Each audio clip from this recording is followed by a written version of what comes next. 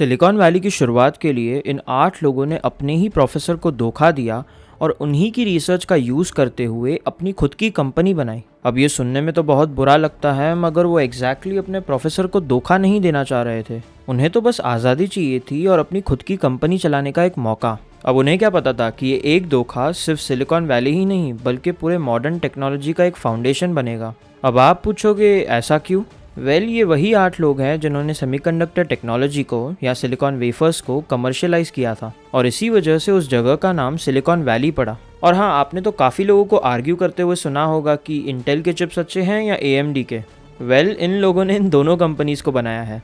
In fact उन्होंने और भी बड़ी कंपनीज़ जैसे कि एप्पल, गूगल, ओरेकल, फेसबुक और सिस्को में एक इम्पॉर्टेंट पार्ट निभाया है।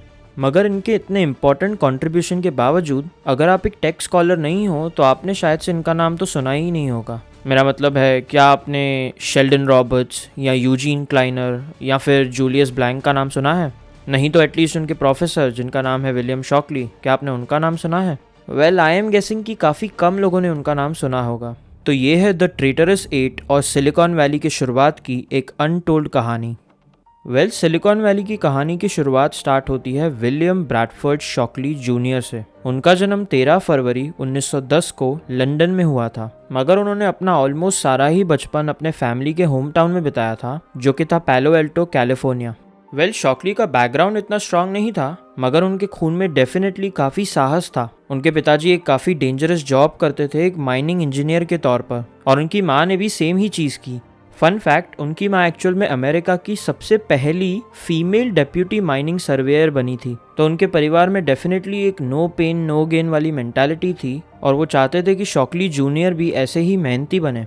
इनफैक्ट उनके पेरेंट्स ने तो एक स्टैनफोर्ड प्रोफेसर को हायर किया जो कि उनके घर के बाजू में रहते थे, ताकि वो शॉकली को छोटी ही उम्र से फिजिक्स का ज्ञान दे सके। मगर उन्हें पब्लिक स्कूल सिस्टम बिल्कुल भी पसंद नहीं था। उन्हें पब्लिक स्कूल्स तो इतने नापसंद थे कि जब तक शॉकली 8 साल के हुए तब तक वो होम स्कूल किए गए थे। और हो सकता है कि इसी की वजह से शॉकली दूसरे बच्चों से काफ़ी लड़ते झगड़ते थे एंड कभी भी उनकी दूसरे बच्चों के साथ बनती नहीं थी। और लगता तो ऐसा है कि शॉकली का ये नेचर उनके साथ हमेशा के लिए रह गया। बट एनीवेज, शॉकली ने अपने पेरेंट्स का सपना तो बिल्कुल पूरा किया, मगर सिर्फ उतना ही नहीं बल्कि वो तो एक जीनियस बन चुके थे। उन्होंने 1932 में कैलटेक से अपनी बैचलर्स ख़त्म की और फिर 1936 में उन्होंने अपनी MIT से PhD ख़त्म की।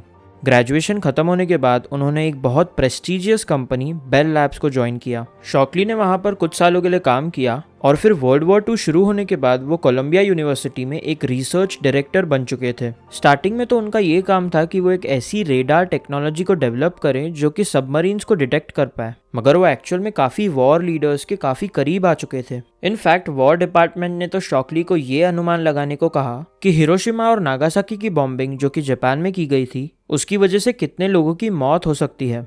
एनीवेज, वॉर के बाद शॉकली बेल लैब्स में वापस आ चुके थे और वो ट्रांजिस्टर्स को रिसर्च कर रहे थे। एंड स्पॉइलर अलर्ट, बट इसी रिसर्च की वजह से मॉडर्न टेक्नोलॉजी की शुरुआत हो पाई। मगर ये बिल्कुल भी एक फास्ट या आसान काम नहीं था। शुरुआत में तो शॉकली की जो भी इलेक्ट्रिकल फील्ड के एक्सपेरिमेंट्स हो रहे थे उनको सिर्फ नाकामियां देखनी पड़ रही थी। मगर धीरे धीरे टाइम के साथ साथ शॉकली और उनके साथ जो भी लोग काम करते थे वो एक एक करके सारी प्रॉब्लम सॉल्व करते गए और फाइनली उन्होंने 1951 में जंक्शन ट्रांजिस्टर की इन्वेंशन की। ये ट्रांजिस्टर को बनाना एक टीम एफर्ट था जिसमें थे शॉकली, जॉन बार्डीन और वॉल्टर ब्रेटन। मगर काफ़ी बार मीडिया सारा क्रेडिट सिर्फ शॉकली को देती थी क्योंकि वो टीम के लीडर थे। मगर जब भी मौका मिलता था शॉकली हमेशा ट्राई करते थे कि वो अपने पार्टनर्स को उनका क्रेडिट ज़रूर दें। मगर फिर भी बार्डीन और ब्रेटन खुश नहीं थे और इसीलिए उन्होंने 1950s में शॉकली को छोड़ दिया। अब उन्हें क्या पता था कि शॉकली के लिए तो ये बस शुरुआत ही थी। 1956 में शॉकली, बार्डीन और ब्रेटन को Nobel prize for physics award किया गया। तो क्लियरली ये लोग वर्ल्ड क्लास थे। मगर बार्डीन और ब्रेटन के जाने के बाद शॉकली को एक न्यू टीम की ज़रूरत थी। इस बार शॉकली ने ये सोचा कि वो कुछ PhD स्टूडेंट्स को रिक्रूट करें और ना कि ऑलरेडी बड़े डिस्टिंग्विश्ड रिसर्चर्स को। उन्हें शायद से ये लग रहा होगा कि इन स्टूडेंट्स को मैनेज करना कंपैरेटिवली आसान होगा, बट मैं आपको बता दूं कि वो बहुत गलत थे।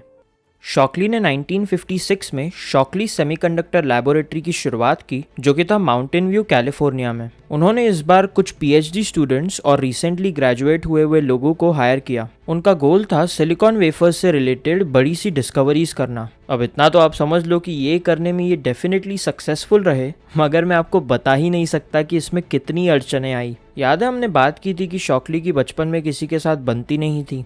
उनके ये सब कैरेक्टरिस्टिक्स एक्चुअल में शॉकली सेमीकंडक्टर में और भी बढ़ चुके थे, और इसका रीज़न कोई कॉम्प्लिकेटेड चीज़ नहीं है। शॉकली को लिटरली 46 की उम्र में एक नोबेल प्राइज़ मिल चुका था, और उन्हें लग रहा था कि वो तो सेमीकंडक्टर इंडस्ट्री के बाप हैं। एंड टेक्निकली वो गलत तो नहीं थे, मगर इसका मतलब ये तो नहीं ना कि वो लोगों से बुरा बर्ताव करेंगे। कहा जाता है कि इलेक्ट्रॉनिक्स के हिस्ट्री में शॉकली सबसे बुरे मैनेजर रह चुके हैं।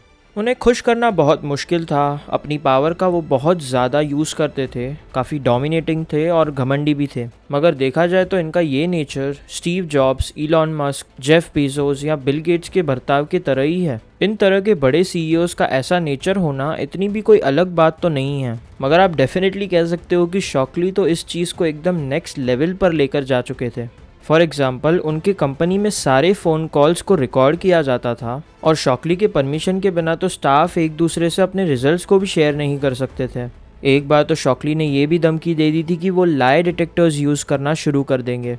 अपने स्टाफ पर इतना कम ट्रस्ट करना ऑब्वियसली एक अच्छे बॉस की निशानी नहीं है, मगर शॉकली का सबसे बुरा नुकसान हुआ उनके इस कंपनी के विजन की वजह से। बात यह है कि शॉकली के 8 बेस्ट रिसर्चर्स को ऐसा लगता था कि कंपनी को सिलिकॉन बेस्ड सेमीकंडक्टर्स पर फोकस करना चाहिए और इस आइडिया को कमर्शियलाइज करना चाहिए, मगर किसी तो रीज़न की वजह से शॉकली को ये आइडिया में बिल्कुल भी इंटरेस्ट नहीं था। इस रीज़न की वजह से कंपनी में और भी डिसएग्रीमेंट्स होते गए, और इवेंचुअली रिसर्चर्स ने तो रिज़ाइन करना शुरू कर दिया।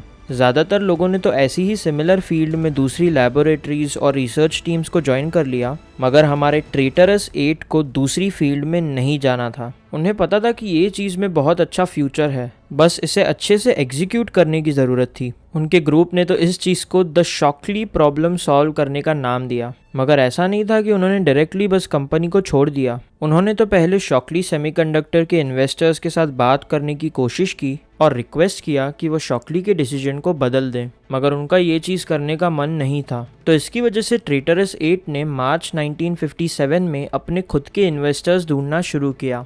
जिस इंसान की वजह से ये सिलसिला पहले शुरू हुआ उनका नाम था यूजीन क्लाइनर। क्लाइनर ऐसे कुछ लोगों में से एक थे जिनके ऊपर शॉकली बहुत ट्रस्ट करते थे, तो इसी वजह से उन्होंने शॉकली से रिक्वेस्ट किया कि वो कुछ दिनों की छुट्टी लेकर एक एलए में होने वाली एग्जीबिशन में जाएं, तो शॉकली तुरंत मान गए।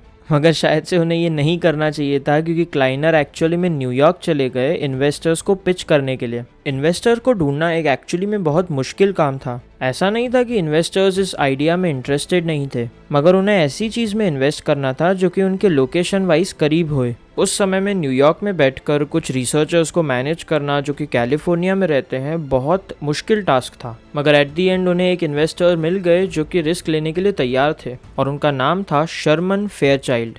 शर्मन ने इन 8 लोगों को $1.38 मिलियन का लोन दिया, जो कि आजकल के ज़माने में होता है $14.8 मिलियन, यानी कि लगभग 120 करोड़ रुपए। और इसी के साथ फेयरचाइल्ड सेमीकंडक्टर की शुरुआत हुई, और शॉकली सेमीकंडक्टर के ये 8 लोग ऑफिशियली ट्रेटरस 8 बन चुके थे।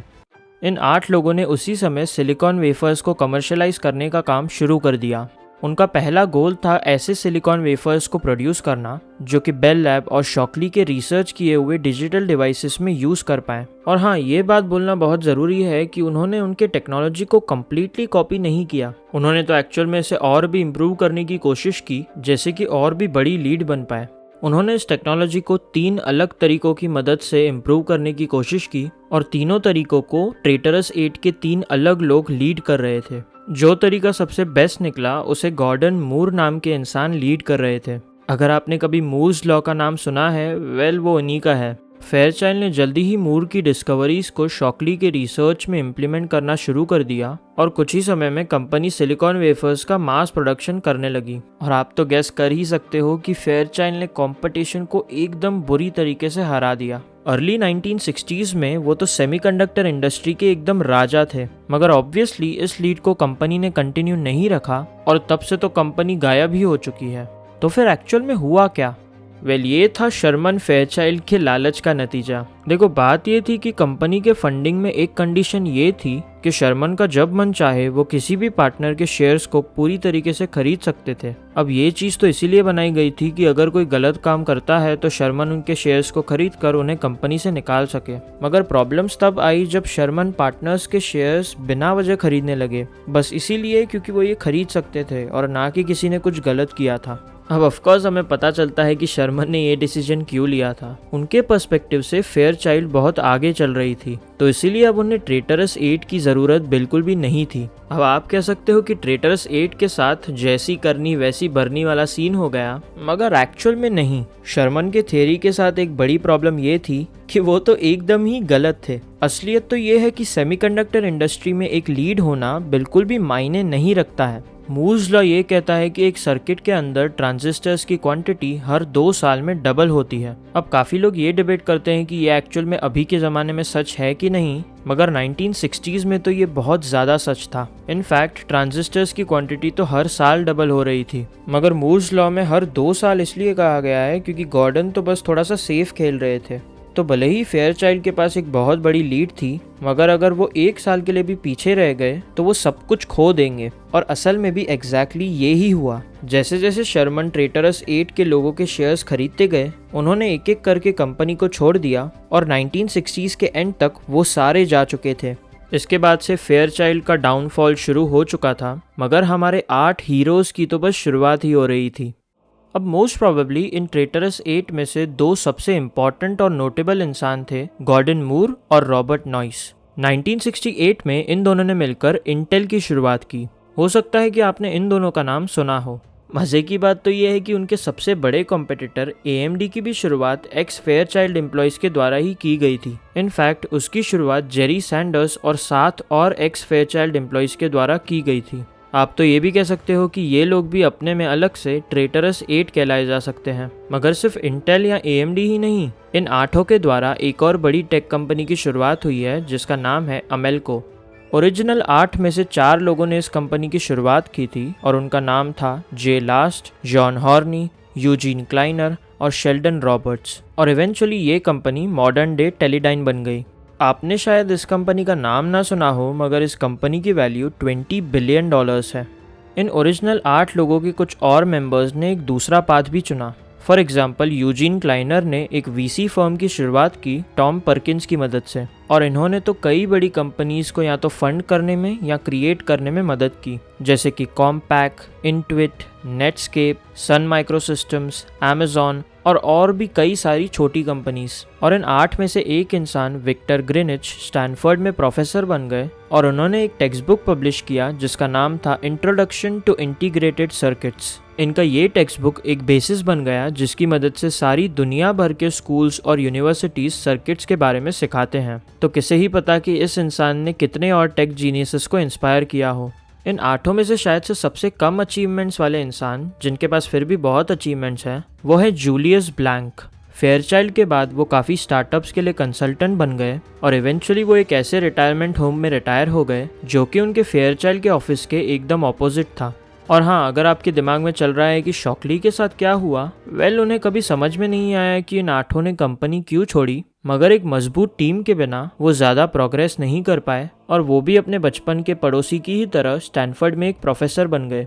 भले ही शॉकली ने खुद एक मेगा जैकपॉट हिट नहीं किया, मगर उनके कुछ ऑड पर्सपेक्टिव्स के बावजूद उनका टेक वर्ल्ड में एक बहुत बड़ा कंट्रीब्यूशन है जिसे कोई भी भूल नहीं सकता। 1950s में उनके ही छोटे लैब से लिटरली पूरी की पूरी सिलिकॉन वैली की शुरुआत हुई थी और ये थी कहानी द ट्रेटरस 8 की। बाय द वे, आपकी सिलिकॉन वैली में से निकलने वाली सबसे फेवरेट कंपनी का नाम क्या है, हमें कमेंट्स में बताइए। और हाँ, इस वीडियो में रखते हैं 25 लाइक्स का टारगेट, तो जल्द से जल्द वो लाइक और सब्सक्राइब का बटन दबा दो। But until then, I am Harsh और मिलते हैं नेक्स्ट वीडियो में।